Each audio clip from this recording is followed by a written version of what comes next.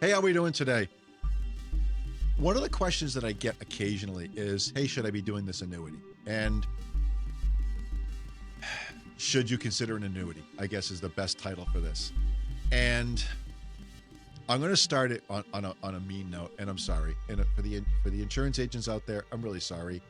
But there's an adage in the industry is annuities are not bought, annuities are sold. Is more often than not when I look at an annuity situation, it is an insurance agent pushing an annuity because they're trying to make a commission, because it doesn't fit. There's not a lot of good reason. There's expenses to an annuity that non-annuity equivalents don't have, that causes problems.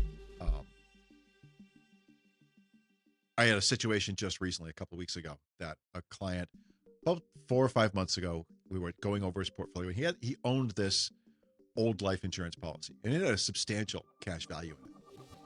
And he was trying to figure out how to buy some tech stocks. And I said, honestly, I would just borrow the money from this policy.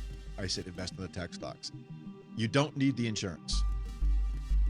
Don't do anything else. Just borrow the money, invest in the tech stocks. If they pay off, you're happy. If they go to zero, the remaining cash value in the policy would pay the taxes if you cancel the policy. Just cancel the policy and walk away.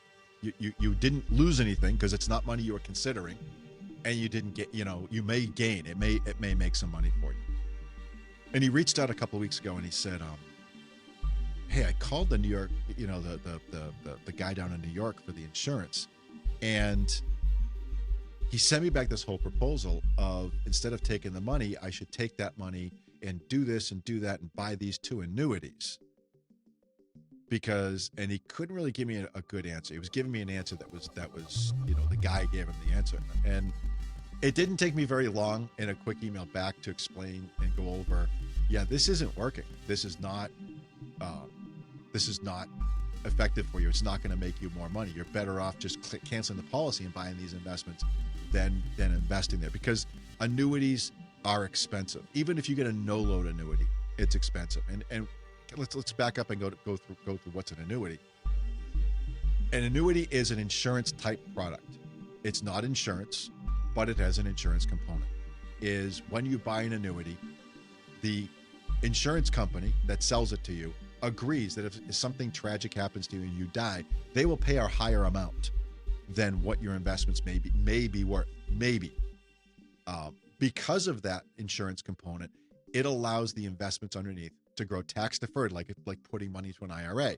It's a non-deductible contribution, but it allows you to let the investments grow. Because of that, there are what are called mortality expenses. So some people do die and have to get paid out.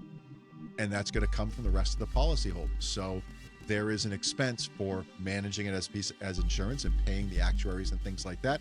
And there's a mortality expense attached to it so that it becomes expensive. It has to earn more money in terms of the investment returns and the tax benefits to make it worth our while. That's all it comes down to. There are a bunch of different types of annuities.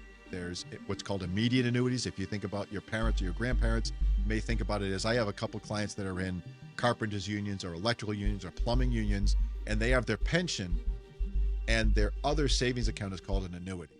And it's called an annuity because years and years ago, you didn't get the balance. You didn't get the cash flow. There's $250,000 in my annuity. Didn't mean anything. It was a secondary, it was a bonus pension plan. And that's how immediate annuities work, is you put money into, whether it's a lump sum or over time, on the plan of taking a pension back from that money later on. There's also fixed annuities. Fixed annuities are like CDs. It is a fixed annuity and a CD. It has a term. It has a rate for a certain period of time. And once that rate, once that term is up, it'll change the rate and they get to choose the rate. You can choose to leave. There may be a surrender charge, but we won't talk about that right now. But a fixed annuity is very much like a CD. And then you have what's called variable annuities. These have been around for, maybe 50 years now. And variable annuities invest in a stable of mutual funds. You can't buy any mutual fund. You have to buy the ones that are approved within the product that the insurance company designs, but they're actually pretty robust for the most part. But it allows you to invest in mutual funds in various sectors of the economy. Now, the expenses can be high, even on what's called a no-load annuity. No-load annuity means there's not an insurance agent making a commission.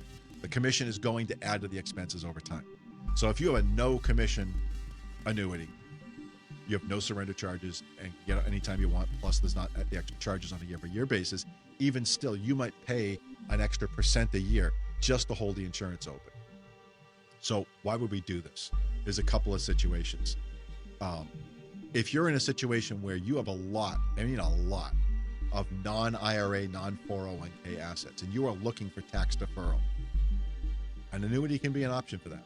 It can really be an option to kind of squirrel away money for later on in retirement. It doesn't absolve you of the taxes, just like contributing to IRA or 401k does, but allows you to push that money out and deal with the taxes later on the investments. But at this point, you may be working now and having a high income, and this is popping you in a tax bracket where pushing it out till retirement, when you'll be in a lower tax bracket, will be a better idea to take that money at that point. A second reason, or a second primary reason, I'll say it that way, is if you have an existing life insurance policy like this client, and you don't want the insurance, but you don't want to pay the taxes right then and there, an annuity can be a way for you to defer the taxes till a bit later time and invest it while you're doing it. He's in a situation, he's retired, we're not worried about taxes, so that wasn't a big issue, which is why I recommended not doing that. But it allows you to control when you're paying the taxes. And again, that comes at a cost, and the cost is about around a 1% per year. There are some other special situations where there might be a quirk within your situation, whether it's inheritance issues or things like that might be there. But those, my gosh, 1 in 1,000, 1 in 5,000, those are pretty much the only times, the first two reasons that you want to look at the annuity. When you sit down, if you've had a conversation or having a conversation with an agent, again, I hate bad-mouthing people and I hate generalizing, but you need to ask yourself, are they benefiting you or are they benefiting themselves? Is especially with this guy, it was, $30,000. This guy did all of this work for a $30,000 investment. That's way too much work for that little money. And it was because the commission was very high. You've got to make sure. And if you're not sure, you probably want to find a disinterested third party or a fiduciary that can really review the deal, kind of like I did with this client just recently. So if you have questions on that, jump down in the show notes. We're happy to help wherever we can, kind of point you in the right direction, get you the help you need so you don't make a financial mistake. With that, stay safe out there.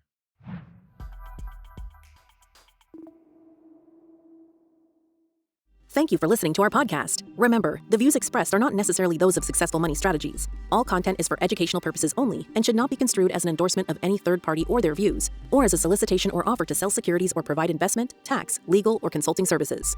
We believe the information presented to be reliable, but it is not guaranteed for accuracy or completeness. Investing involves risk, including the potential loss of principal. Hypothetical returns do not reflect actual trading and may not be indicative of the performance of any specific investment. Always consult with a qualified financial advisor before making any investment decisions. Past performance is not a guarantee of future results. Additional information, including management fees and expenses, is provided on our Form ADV Part 2, available upon request, or at the SEC's Investment Advisor Public Disclosure website, https://advisorinfo.sec.gov.